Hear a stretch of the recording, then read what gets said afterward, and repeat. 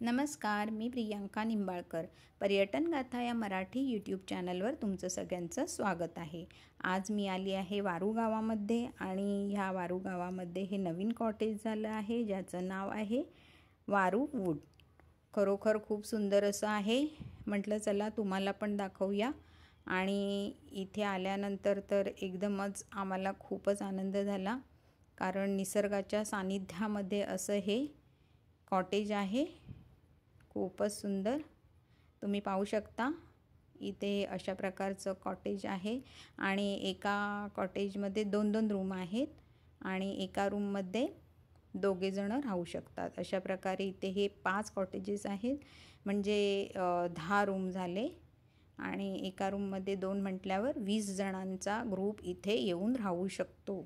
आणि पहा, आतून मी आता तुम्हाला दाखवते की ह्यांचा रूम कसा आहे. इथे आधी त्यांनी बैठक केलेली आहे, टेबल खुर्ची ठेवून चहा पिऊ शकता तुम्ही इथे.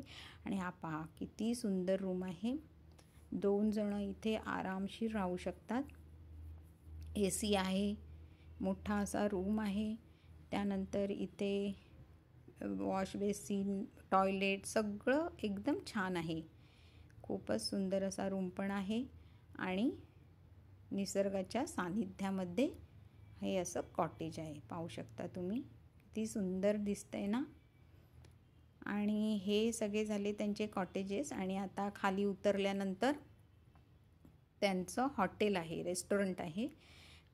तुम्ही इकडे येऊन चहा नाश्ता करू शकता. तुम्हाला इथे जेवणही मिळेल. फुलं पहा किती छान फुललेली आहेत. चला तर मी तुम्हाला दाखवते. आणि इथे आल्यानंतर तुम्हाला आजूबाजूला फिरण्यासारखं आहे, म्हणजे पवना डॅम आहे, मळवंडी डॅम आहे. त्यानंतर किल्लेही आहेत. तिकोना किल्ला आहे, तुंगीचा किल्ला आहे, लोहगड आहे. खूप सारी ठिकाणं इथे फिरण्यासारखी आहेत. पंढरपूर आहे. खूप छान असे पॉईंट आहेत इथे फिरण्यासारखे. आणि जर तुम्हाला तिथे टेंट पण आहेत, असं जर कोणाला राहायचं असेल टेंटमध्ये तर तुम्ही कमेंटमध्ये लिहा, मी तुम्हाला कॉन्टॅक्ट नंबर देईन. आणि या हॉटेलमध्येही कोणाला येऊन राहायचं असेल कॉटेजमध्ये तर मला कमेंटमध्ये सांगा, मी तुम्हाला त्यांचा नंबर देईन. हे पहा, इथे अशा प्रकारचं हे हॉटेल आहे.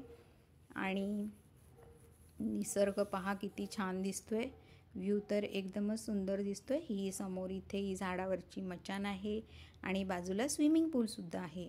तर प्रथम मी तुम्हाला स्विमिंग पूल दाखवते. चला तर आपण स्विमिंग पूल पाहूया. हे पहा किती सुंदर त्यांनी बनवलेलं आहे. ही अशी हिरवळ पसरवलेली आहे आणि हे इथे स्विमिंग पूल आहे. प्रथम तुम्ही व्ह्यू पहा, वरती आल्यावरती किती छान दिसतोय. हे असा ब्रिज बांधलेला आहे सुंदरसा. आणि हे आहे त्यांचं रेस्टॉरंट. जेवणाची उत्तम सोय आहे इथे. आणि हा आहे स्विमिंग पूल.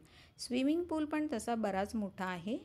तुम्ही इथे स्विमिंग करून इथे खुर्च्या पण ठेवलेल्या आहेत, तुम्ही रिलॅक्स होऊ शकता.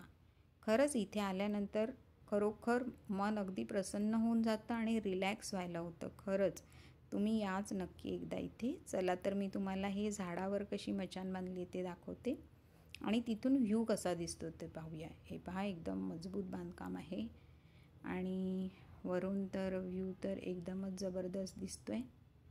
हे पहा, खूपच छान. आणि चारी साईडने मी तुम्हाला दाखवते.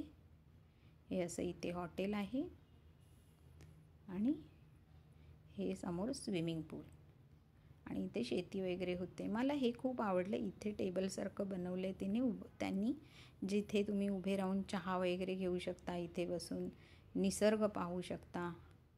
खूपच सुंदर असं निसर्गाच्या सानिध्यात असलेलं हे वारू वूड कॉटेज.